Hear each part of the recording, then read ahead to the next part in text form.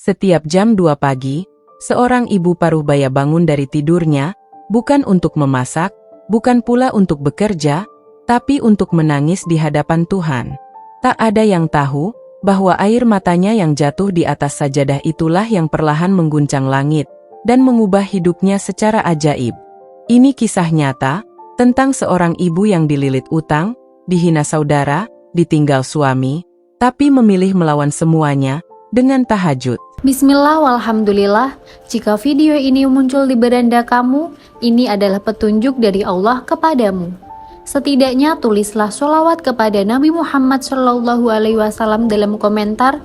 Insya Allah bisa jadi bukti kecintaan kita untuk mendapatkan syafaat kelak di akhirat, dan semoga diijabah semua doa dan keinginanmu. Assalamualaikum warahmatullahi wabarakatuh. Teman-teman, syukur alhamdulillah kita bisa berjumpa lagi di channel ini. Sholawat dan salam selalu dan tetap tercurahkan kepada junjungan kita, kepada Nabi besar Muhammad SAW. Allahumma sholli ala Sayyidina Muhammad wa ala ali Sayyidina Muhammad. Harapan dan doa kita bersama, semoga kita semua diberikan kesehatan, dilapangkan rizki, dan diampuni dosa serta dipanjangkan umurnya. Amin ya robbal alamin. Namanya Ibu Wati, usianya 48 tahun. Tinggal di sebuah kampung kecil di daerah Jawa Tengah, di sebuah rumah sederhana dari kayu jati tua yang mulai rapuh dimakan waktu. Dulunya, rumah itu penuh canda dan tawa. Ada suami yang penyayang, anak-anak yang sehat dan bersekolah, dan dapur yang tak pernah kosong dari masakan hangat. Tapi itu dulu. Beberapa tahun terakhir, hidup Ibu Wati berubah drastis. Suaminya, Pak Salim, terjerat bisnis investasi bodong. Semua tabungan mereka, bahkan sertifikat rumah, habis tak bersisa. Dan ketika utang mulai menumpuk, suaminya pergi, entah kemana. Ibu Wati ditinggal dengan 2 anak dan beban utang lebih dari 150 juta rupiah. Rumah hampir disita, dan setiap hari ia menerima hinaan dari tetangga dan keluarga besar yang menuduhnya istri pembawa sial. Anaknya yang sulung, Raka, bahkan harus putus kuliah karena mereka tak mampu bayar semesteran. Anak bungsunya, Nisa, tak pernah lagi membeli buku atau baju baru sejak 2 tahun lalu. Namun, satu hal yang tak pernah hilang dari hidup Ibu Wati adalah doa. Hingga suatu malam, saat air mata tak lagi bisa dibendung, Ibu Wati membuka kembali Al-Quran pemberian ibunya yang sudah kusam. Di sana, ia menemukan sebuah catatan kecil, bertuliskan, "Nak, kalau hidupmu buntu, bangunlah di sepertiga malam. Minta pada Allah dengan air mata." Dia tak pernah tidur. Sejak malam itu, Ibu Wati mulai bangun setiap jam 2.30 dini hari. Ia sholat tahajud 2 rakaat, lalu duduk lama, menangis dalam sujud. Doanya sederhana, "Ya Allah, aku tidak tahu caranya melunasi semua ini. Tapi aku tahu, Engkau Maha Kuasa. Tolong aku." Dan tahukah kamu, malam-malam Ibu Wati itu tidak sia-sia. 3 minggu setelah rutin tahajud, hal kecil tapi menggetarkan mulai terjadi. Seorang tetangga lama yang sudah pindah kota datang tak sengaja ke rumahnya, menawarkan pekerjaan harian sebagai pengasuh lansia dengan bayaran cukup tinggi, lebih dari cukup untuk membiayai kebutuhan sehari-hari. Dan saat itu, hatinya berkata, "Ini bukan kebetulan. Ini jawaban." Tapi itu baru awal. Kejutan demi kejutan akan terus datang dalam hidup Ibu Wati, dan semuanya terjadi setelah ia membuka pintu langit dengan tahajud. Setelah Ibu Wati menerima pekerjaan sebagai pengasuh lansia dari seorang tetangga lama, hidupnya mulai sedikit tenang. Ia bisa membeli beras kembali, membelikan sepatu baru untuk Nisa, dan membayar tunggakan listrik yang sudah 2 bulan belum dibayar. Setiap malam, setelah semua tidur, ia tetap bangun. Meski tubuhnya letih, tapi ia tak pernah absen berdiri di atas sajadahnya. Baginya, tahajud bukan lagi hanya tentang doa, melainkan tempat ia bercerita dan bersandar. Hari-hari berjalan, dan pekerjaan sebagai pengasuh itu pun berakhir setelah sang lansia meninggal dunia. Ibu Wati kembali tanpa pekerjaan, tapi kali ini ia tidak panik seperti dulu. Ia percaya, ketenangan dari tahajud telah mengajarkannya satu hal, bahwa pertolongan Allah bisa datang kapan saja. Dan benar saja, 3 hari setelah ia kehilangan pekerjaannya, sebuah kejadian tak terduga datang. Siang itu, saat ia sedang duduk di beranda rumah sambil menenun tas anyaman dari plastik bekas, sesuatu yang ia pelajari waktu remaja, lewatlah seorang wanita parubaya berpenampilan rapi dan elegan. Wanita itu berhenti, memperhatikan anyaman buatan Ibu Wati dengan serius. "Bu, ini ibu yang buat sendiri?" tanyanya. Ibu Wati mengangguk. "Iya, Bu. Cuma iseng. Belum bisa dijual." Wanita itu tersenyum. "Boleh saya beli 2?" Mata Ibu Wati berkaca-kaca. "Boleh, Bu. Tapi, saya belum pernah jual. Harganya berapa ya pantasnya?" Wanita itu mengambil 2 tas anyaman dan menyerahkan lembaran uang 100 ribuan. "Saya beli ini masing-masing 100 ribu ya. Bukan karena tasnya, tapi saya suka semangat ibu. Saya bisa bantu pasarkan kalau ibu mau." Wanita itu memperkenalkan diri. Namanya Bu Ratna, pengusaha kerajinan tangan dari Yogyakarta yang sedang mampir ke kampung untuk mencari pengrajin lokal. Ia sedang membuat proyek sosial untuk memberdayakan ibu-ibu desa dan menjual hasil kerajinan mereka ke toko oleh-oleh dan galeri seni. Sejak pertemuan itu, hidup Ibu Wati mulai berubah drastis.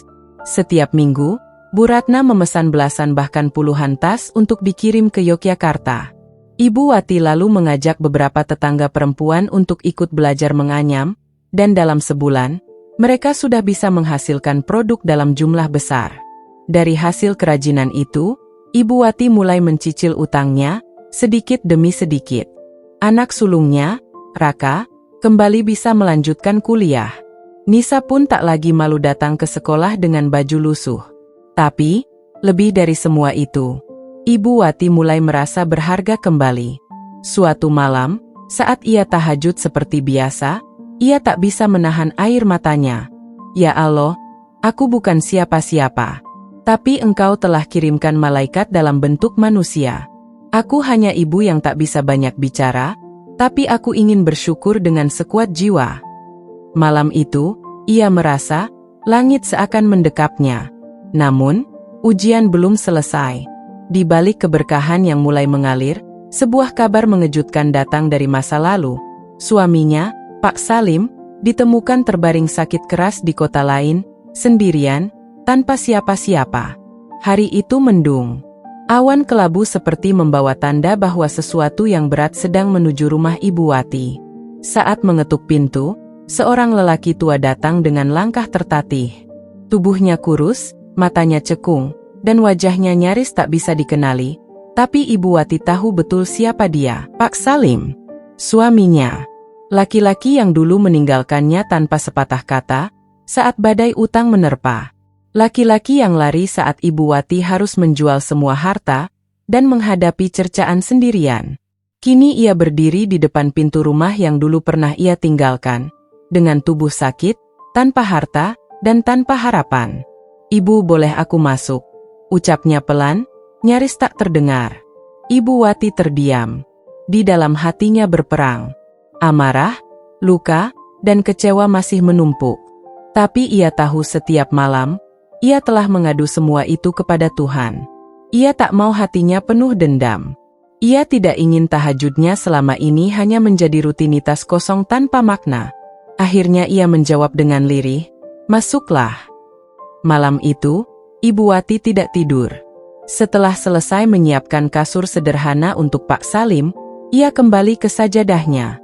Sholat tahajud malam itu terasa berbeda. Dadanya sesak. Air matanya jatuh tanpa bisa dibendung. "Ya Allah, aku bingung. Dia yang menyakitiku, kini kembali. Tapi hatiku tidak sanggup untuk membencinya. Bimbing aku." Selesai sholat, ia duduk lama. Lalu terlintaslah satu potongan ayat dalam benaknya, ayat yang dulu pernah ia baca di tafsir lama ibunya.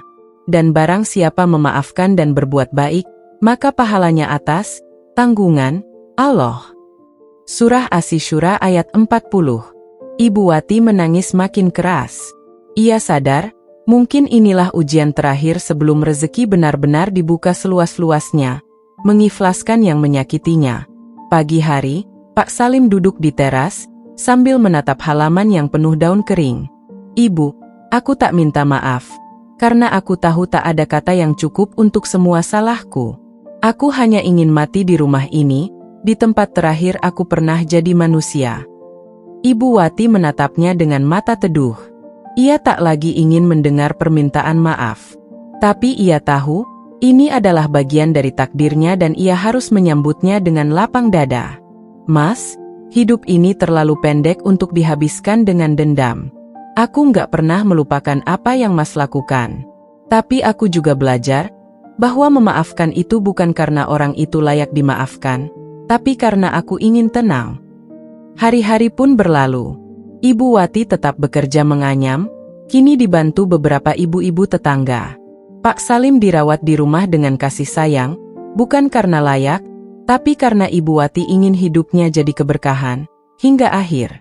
Yang mengejutkan, sejak malam ia memutuskan memaafkan, pesanan tas dari luar kota datang lebih deras. Bahkan Bu Ratna membawanya ke pameran di Jakarta. Nama Ibu Wati mulai dikenal sebagai pengrajin inspiratif yang membangun usaha dari nol. Sudah hampir setahun sejak Ibu Wati memulai perjalanan barunya, berjualan tas anyaman, membesarkan anak-anak, dan merawat suaminya yang sakit. Setiap malam ia masih rutin berdiri di sepertiga malam, mengadu dengan air mata, bukan lagi karena kesulitan, tapi karena rasa syukur yang begitu besar. Hidupnya memang tak mewah, tapi hatinya penuh. Sampai suatu sore, datanglah sebuah surat beramplop putih dengan perangko luar negeri.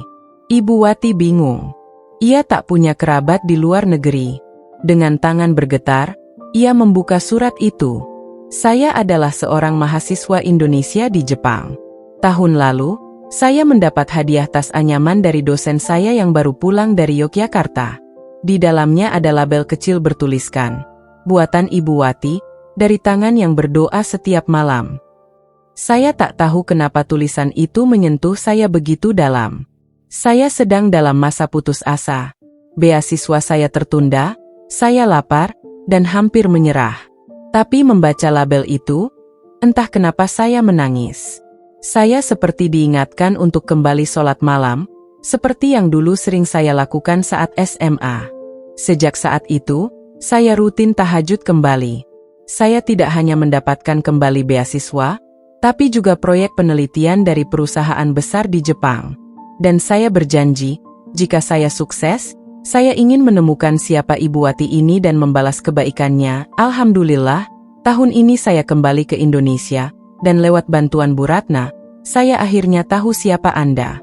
Ibu Wati, izinkan saya membantu usaha Ibu lebih besar. Saya ingin membawa produk Ibu ke Jepang. Tidak hanya tas, tapi juga kisah inspirasi di baliknya." Mata Ibu Wati basah membaca surat itu. Tangannya gemetar. Ia tak menyangka, doa-doanya mengalir sejauh itu. Sampai ke negeri Sakura. Sampai menyentuh hati seorang anak muda yang sedang hampir menyerah. Beberapa hari kemudian, pemuda itu benar-benar datang ke rumah. Namanya Arif Maulana, kini bekerja di sebuah perusahaan teknologi ramah lingkungan di Tokyo. Ia berencana membuat program sosial, menghubungkan pengrajin desa dengan pasar Jepang. Dan program perdananya dimulai dari tas anyaman milik Ibu Wati. Malam itu, Ibu Wati sujud sangat lama. Ia tak tahu harus berkata apa lagi kepada Allah. Mulutnya hanya mampu berucap lirih, "Ya Rab, dari mana aku harus membalas semua ini? Aku ini hanya ibu biasa, tapi Engkau beri aku lebih dari cukup." Tahajudnya malam itu diwarnai isak haru yang dalam. Ia tak meminta apa-apa lagi. Hatinya hanya ingin menjadi hamba yang terus bersyukur. Dari situ, usaha tas Ibu Wati makin berkembang. Ia mendirikan kelompok pengrajin bernama Tas Pelita Hati, memberdayakan lebih dari 30 ibu-ibu desa. Ia tak ambil banyak untung. Baginya, keberkahan adalah ketika banyak tangan ikut merasakan nikmat yang sama. Pak Salim, suaminya, yang dulu penuh ego, kini menjadi pribadi yang jauh lebih tenang. Ia tak banyak bicara, tapi selalu terlihat duduk di masjid kecil dekat rumah, membawa sajadah, dan menundukkan kepala lebih lama dari siapapun. Subuh belum datang. Angin dini hari menyelinap ke sela-sela jendela bambu. Rumah Ibu Wati hening. Semua tertidur, kecuali satu orang. Ibu Wati perlahan bangkit dari ranjang. Tubuhnya lemah, wajahnya pucat, tapi matanya penuh cahaya. Ia mengambil wudhu, lalu membentangkan sajadah lusuh yang sudah menemaninya selama bertahun-tahun. Seperti biasa, ia mulai dengan 2 rakaat ringan. Lalu sujud. Lama, panjang. Tapi kali ini, tak ada tangis. Tak ada keluhan. Hanya bisikan lirih yang terdengar. Ya Allah, jika malam ini malam terakhirku, jadikan sajadah ini sebagai tempat terbaikku berpulang. Pagi itu, Nisa terbangun dan melihat pintu kamar ibunya masih terbuka. Ia mengira ibunya sudah bangun lebih dulu, seperti biasa. Tapi ketika ia mendekat, ia melihat tubuh sang ibu masih bersujud. "Nak, ibu nggak bangun-bangun." Nisa memanggil dengan pelan, lalu mengguncang bahunya. Tak ada respons. Hanya ketenangan yang memancar dari wajah Ibu Wati. Dan di bawah tubuhnya, sajadahnya basah oleh air mata yang entah kapan jatuh. Kabar kepergian Ibu Wati menyebar cepat. Tangis bukan hanya dari keluarga, tapi dari para ibu-ibu desa, anak-anak muda yang ia bantu, hingga para pembeli dari kota dan luar negeri. Arif Maulana datang membawa bingkisan khusus. 1 tas anyaman terakhir buatan Ibu Wati, yang ingin ia bawa ke Jepang sebagai simbol semangat dan keberkahan. Ibu Wati bukan hanya pengrajin, beliau adalah guru spiritual bagi kami yang tak pernah bertatap muka, tapi doanya menjangkau hati kami. Setelah kepergian Ibu Wati, Nisa dan Arif sepakat untuk melanjutkan kelompok usaha tas pelita hati. Mereka mengadakan pelatihan rutin, menanam pohon-pohon baru, dan membuka pesantren kecil untuk anak-anak duafa, semua dibangun dari keuntungan usaha tas. Di dalam pesantren itu, setiap malam Jumat, anak-anak mengadakan tahajud bersama. Dan di pojok musola, sajadah terakhir Ibu Wati diletakkan dalam bingkai kaca, sebagai pengingat bahwa doa dari hati yang ikhlas tidak akan pernah sia-sia. Ya Allah, jika anak-anakku lupa berdoa suatu hari nanti, tolong ingatkan mereka dengan cinta MU. Dan jika suatu hari mereka tersesat, tuntun mereka melalui jalan-jalan yang pernah aku tapaki dalam sujudku. Ibu Wati mungkin telah pergi, tapi tahajudnya tetap hidup, mengalir dalam setiap tangan yang bekerja, dalam setiap anak yang tersenyum, dan dalam setiap orang yang mulai percaya bahwa keajaiban itu nyata, ketika hati benar-benar berserah. Semoga menjadi pengingat dan inspirasi bahwa doa yang ditanam dalam sunyi, akan tumbuh menjadi keberkahan yang tak disangka. Wassalamualaikum warahmatullahi wabarakatuh.